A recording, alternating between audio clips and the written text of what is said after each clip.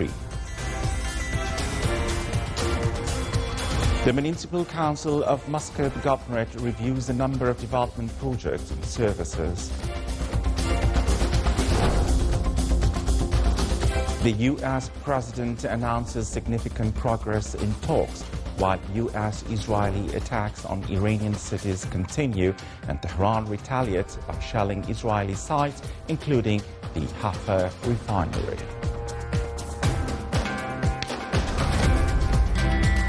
And Israeli attacks continue on Beirut suburbs and villages in southern Lebanon, with Hezbollah targets Israeli military positions with missiles and drones.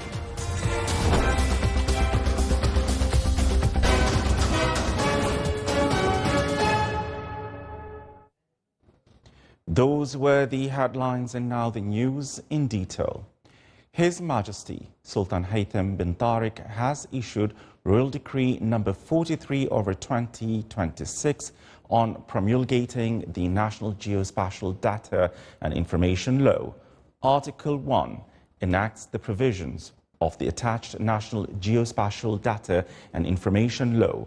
Article 2, the Deputy Prime Minister for Defense Affairs shall issue the implementation regulations for the attached law, as well as the necessary decisions for its implementation, and until these regulations and decisions are issued, existing regulations and decisions shall remain in effect in a way not contradicting with the provisions of the attached law. Article 3. Those subject to the provisions of the attached law must adjust their status to comply with the provisions within 6 months from the date of its enforce.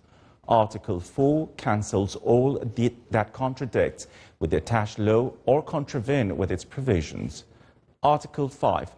This decree shall be published in the Official Gazette and shall come into effect from the next day of its publication.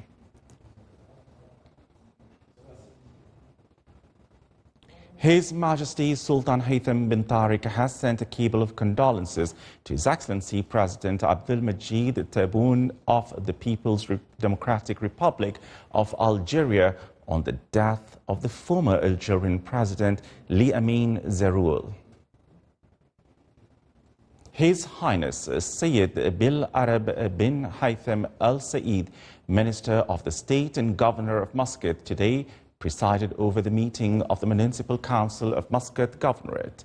The meeting reviewed the recommendations of the Governorate Development Committee and several developments and service-related topics, most notably the proposal from the Neighbourhood Management Committee, which aims to activate the role of the local community in following up residential neighbourhood issues and strengthening social cohesion.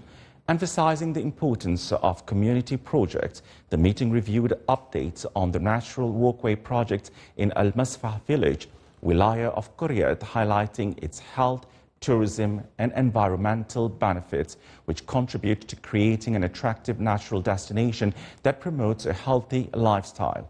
The Council also discussed several reports received from government units, from which the necessary procedures have been completed in accordance with established regulations, in addition to reviewing the Ministry of Social Development's response regarding raising awareness of the Ayadi platform through media channels, thereby enhancing its community presence and supporting its volunteer objectives. These topics are part of an integrated approach aimed at developing local services and increasing community awareness and participation, in line with the Governorate's focus on improving quality of life and supporting sustainable development initiatives.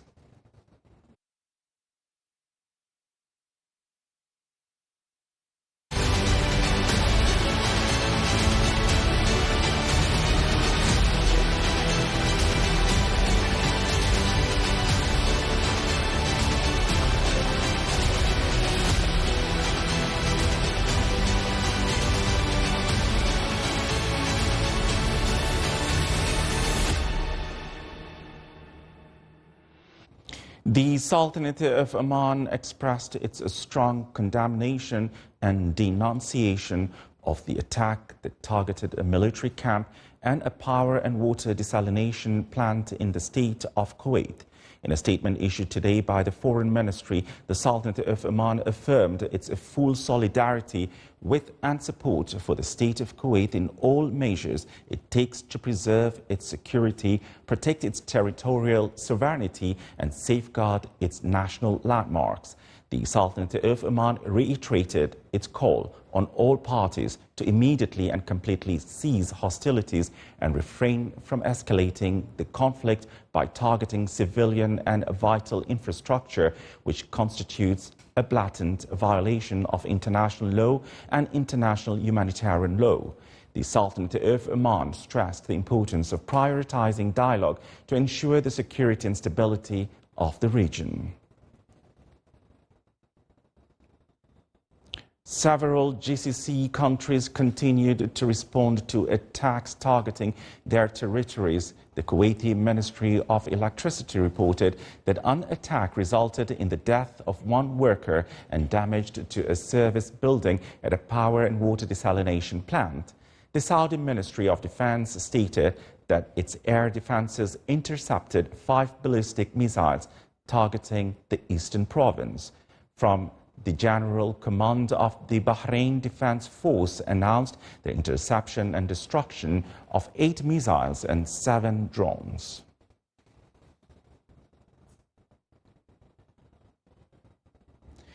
U.S. President Donald Trump announced that Iran had agreed to most points of the agreement, indicating that negotiations with them were progressing well. For its part, Tehran confirmed that it had not held any direct talks with the United States, clarifying that only messages had been exchanged through intermediaries.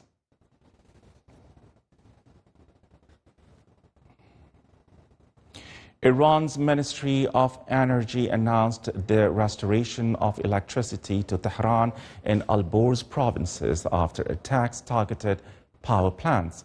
This comes as Israeli and American airstrikes continue to target various locations across Iran. Iranian media reported that 3 people were killed and others wounded in Israeli and American airstrikes targeting a residential area in Zanjan province, adding that other attacks targeted a branch of the National Bank of Iran, a pepper factory, and Mehrabad airport. In response to Iranian Revolutionary Guard targeted Tel Aviv, Haifa, and the Negev with missile strikes. Israel said that Haifa and its bay were targeted by about 10 rockets that landed on an oil complex and building, causing damage to a fuel tank and the Haifa refinery.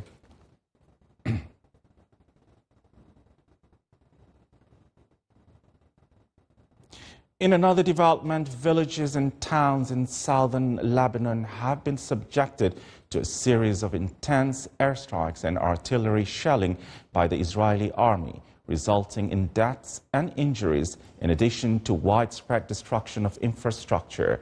More details in the following report. Amidst the airstrikes and explosions, the Lebanese wake up each day to a harsher reality. Villages and towns in southern Lebanon have been subjected to a series of intense airstrikes and artillery shelling by the Israeli army, resulting in deaths and injuries, in addition to widespread destruction of infrastructure. In response, Hezbollah launched missile and drone attacks targeting Israeli military positions and troop concentrations, particularly in border areas. The Israeli army announced that a number of its soldiers were wounded, some seriously, as a result of these attacks, indicating a continued escalation and exchange of fire. Destroyed homes, deserted neighborhoods, and families forced to flee without a clear destination. Cars loaded with whatever belongings they could muster, and families with children bidding farewell to their homes, unsure if they will ever return. More than 1 million displaced people are now living in overcrowded schools and shelters, or with relatives, in conditions that lack even the most basic privacy and comfort. The humanitarian situation is deteriorating with each passing day. Food shortages, water scarcity, and frequent power outages. The health sector is under immense pressure, with the number of wounded rising and access to hospitals difficult in some areas. Children are the most affected, with many deprived of education and living under the constant shadow of fear. Journalists have not been spared from this escalation. In the midst of their coverage of events, a number of journalists were targeted by shelling while performing their duties, a scene that reflects the dangers of reporting the truth from the field. The targeting of journalists raises serious concerns about the safety of press freedom and places the world before its responsibilities to protect those who convey the image from the heart of suffering. Between the sound of shelling and the silence of waiting, civilians remain the greatest victims. Faced with this ongoing escalation, all eyes are on the international community, which is demanding the statements of condemnation and calls for de-escalation be translated into urgent action to stop the fighting, guarantee the protection of civilians, secure safe and immediate humanitarian corridors, and support relief efforts and the restoration of stability. An economist from the Food and Agriculture Organization FAO warned that the latest Middle East conflict is severely disrupting global commodity flow and posing a growing threat to food security. Disruptions in the Strait of Hormuz, a key route for global energy and commodity shipments, where tensions have affected the transport of oil, sulfur and fertilizers, critical inputs for agriculture worldwide. Roughly 35% of global crude oil flows, up to 30% of fertilizer trade, and about 1/5 of liquefied natural gas shipment pass through the strait each day, with Gulf countries supplying nearly half of the world's sulfur, a key ingredient in phosphate fertilizer, and disruptions are placing mounting pressure on global food production. Fertilizer prices have risen sharply, with granular urea in the Middle East jumping 19% in early March. If the situation persists, the expert warned that the global fertilizer prices should jump by 15 to 20% on average in the first half of 2026.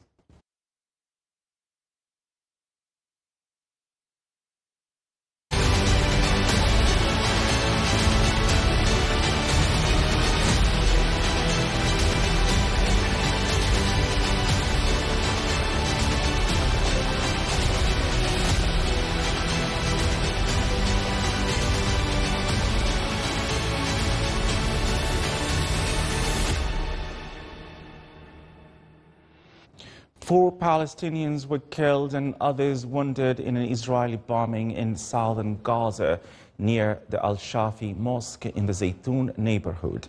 A Palestinian was killed by Israeli army fire in the village of Harsa in the town of Dura, southwest of Hebron, and medical teams were prevented from reaching him.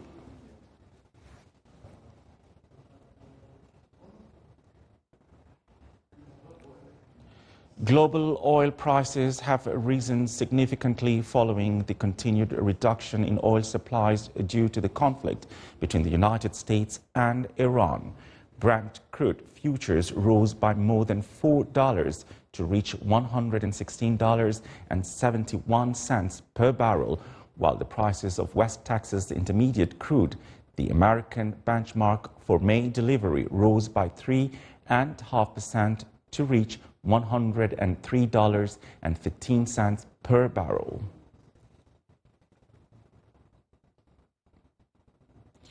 Oman oil price reached $104.84 per barrel. Oman oil price declined by $14.68 compared to last Friday's price, which was $119.52 per barrel. The average price oil of Oman March delivery reached $62.17 per barrel, thus 8 cents higher than the price of February delivery.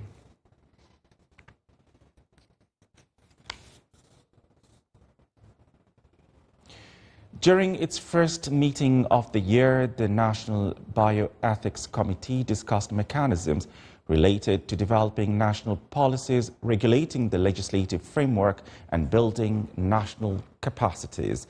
The meeting reviewed the proposed topics for the 15th Intellectual Forum, scheduled for September of this year, and preparations for the 4th International Conference on Bioethics, slated for the early next year under the theme Ethics and Modern Healthcare Proposals to Raise Public Awareness in Bioethics Issues.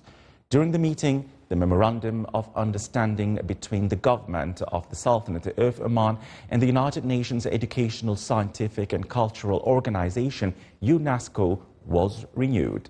The meeting was presided over by His Highness Sayyid Dr. Fahad bin Al-Jalanda Al Saeed, Vice-Chancellor of Sultan Qaboos University and Chairman of the committee. The State Council discussed in its 7th session of the 3rd ordinary round of the 8th term the draft law on combating drugs and psychotropic substances, which aim at strengthening the national legislative framework and keep pace with the rapidly evolving challenges and changes in this field. The Council also discussed the draft law on amending some provisions by the bylaw on protecting personal data, the draft law on amending some provisions on the penal law, and the draft unified scheme for international land transport among GCC countries. The session was chaired by His Excellency Sheikh Abdul Malik bin Abdullah Al Khalili, Chairman of the State Council. During its meeting today, the Shura Council office reviewed several ministerial responses, including one from the Ministry of Housing and Urban Planning regarding the allocation of residential land under unsuffragged contracts to the beneficiaries of bank loans. The office also discussed and requested information concerning the damage caused by the recent rainfall and addressed the issues of existing development plans located within Wadi passages. It also reviewed several committees' reports, including one from the Food and Water Security Committee on marketing of agricultural products. The meeting was presided over by His Excellency Khalid bin Hilal Al Ma'wali, Chairman of the Shura Council. The municipal councils in a number of governorates of the Sultanate of Oman reviewed a number of development and service projects in the wilayas. The Municipal Council for North Al-Batna Governorate reviewed the most significant impact of the recent weather conditions in several of the governorate's wilayas and efforts undertaken to deal with these impacts. The Council also discussed the outcomes of the second meeting of the governorate's Development and Improvement Committee, which covered a number of vital topics. The Municipal Council of South Al-Batna Governorate discussed several projects, including a feasibility study for establishing a civil defense and ambulance center in Wadi Bani Ghafir in the Wilaya of Rostaq, and reviewed the plans for integrated housing projects in the Wilaya of Al-Awabi. The Municipal Council of South Al-Sharqiyya Governorate also reviewed several investment projects, such as construction of a comprehensive multi-purpose port in the Wilaya of Masira, the rehabilitation and maintenance of the fish market in the Wilaya of Al-Kamil wal-Wafi, the design and rehabilitation of breakwaters in the Niyaba of Tiwi, and the Ras Al-Had Marina Development Project. The Municipal Council of Al-Wusta Governorate discussed the current state of investment, available opportunities and efforts to support economic activity and attract investments, as well as discussing the request to establish a headquarter for the Civil Defense and Ambulance Authority in the Wilaya of Mahut. Under the theme Circular Intelligence in Engineering and the slogan Yadum, the 16th Engineering Forum is underway, bringing together innovation, sustainability, and young talent at the University Cultural Center at Sultan Qaboos University. More details in the following report. In a step that reflects the spirit of innovation and sustainability, the 16th Engineering Forum is underway, one of the most prominent student-led engineering events, bringing together talents and expertise from across disciplines. Held in the presence of Dr. Suleiman bin Dawood Al-Sabi, Dean of Graduate Studies, the event stands as a dynamic academic and professional platform where students showcase their projects, exchange knowledge and compete in an environment that encourages creativity and professional growth. Today we are participating by our project which focuses on enhancing properties and stability of drinking water bottles. Overall, our outcomes, the thermal stability increased 10% while the biodegradability increased 20%. These outcomes, which it's very good for our environment and human beings. The accompanying exhibition features 32 graduation projects, 8 students' companies and 6 Sparkathon initiatives supported by 22 institutions, highlighting the growing momentum of innovation and entrepreneurship. Our project is designing sustainable aviation fuel production plant with advanced Fischer-Tropsch reactor modeling and AI-based optimization. Our aim is to decarbonize the aviation industry, with the aviation industry emitting 3% of the global CO2 emissions. The event also witnessed the participation of various schools, offering younger students a valuable opportunity to explore university-level innovations and gain early inspiration in engineering and technology. Dar al-Nabat is a plant biodiversity hub located in Al-Jabal Al-Akhbar. Recently there has been an increasing demand for the local agriculture products of the area that the local and current production cannot cover. So Dar al-Nabat came in to resolve this issue by creating a hub that links the 3 main drivers: research, local empowerment and exhibition. This year's edition is held under the theme Circular Intelligence in Engineering, a forward-looking vision that integrates technology, sustainability and smart resources management, aiming to reduce waste and enhance efficiency. Very grateful that our school has brought us here to the engineering exhibition. And so far I've been learning from the graduating students from Jama Sultan Al-Qaboos and other universities too, what they have been working on recently and the things that they have been innovating at. And so far I've been having a good time.